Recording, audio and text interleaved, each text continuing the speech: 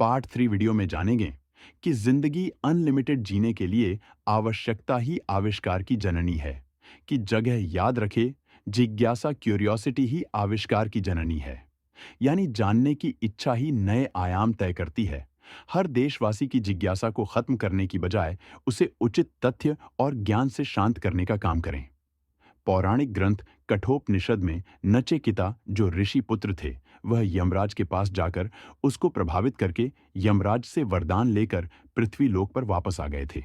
ठीक वैसे ही महाभारत में महाराज युधिष्ठिर ने यमराज के सभी प्रश्नों का उत्तर देकर अपने सभी भाइयों के प्राण बचाए थे। इसलिए हमेशा क्यूरियस बनिए और सीखते रहिए।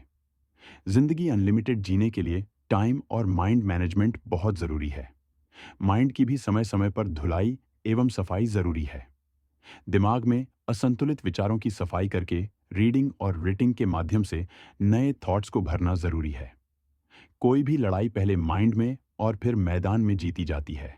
कोई भी काम करने की फील्डिंग पहले दिमाग में ही तय होती है, फिर उसको कार्य रूप में बदला जाता है।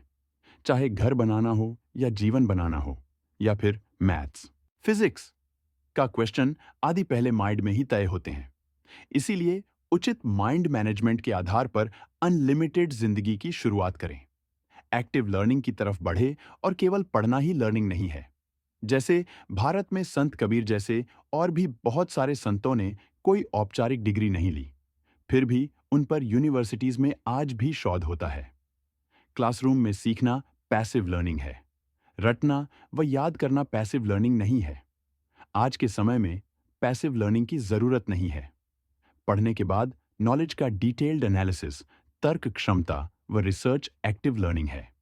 इसलिए एक्टिव लर्निंग करें और जिंदगी अनलिमिटेड जिएं। सफलता के लिए सेफ जोन को छोड़कर नए जोन में जाएं। गुरुकुल प्रणाली में घर से दूर रहकर लोग शिक्षा प्राप्त करते थे। वहां किताबी शिक्षा नहीं थी, बल्कि अलग अलग डिस्ट्रैक्शन से दूर होकर शिक्षा प्राप्त करनी होती थी। वैसे ही हमें शिक्षा के लिए डिस्ट्रैक्शन से दूर रहना है। जिंदगी अनलिमिटेड जीने के लिए जापान की काइजेन नीति को अपने जीवन का हिस्सा बनाओ।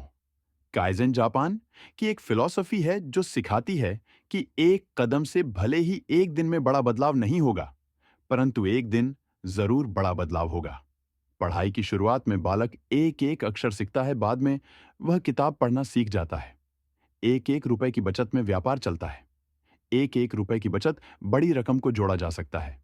विभिन्न कंपनियां भी इसी सोच के आधार पर चल रही हैं। इस नीति को अपनाकर एक सफल जीवन बनाया जा सकता है और हर सफल इंसान यही कर रहा है। मैं राजन त्यागी रोहिणी, दिल्ली से आपका एजुएक्शन पार्टनर, आज की लर्निंग को यहीं पर वाइंड अप करता हूं और मैं आपके सपनों को सपोर्ट करता हूं। तथास्तु।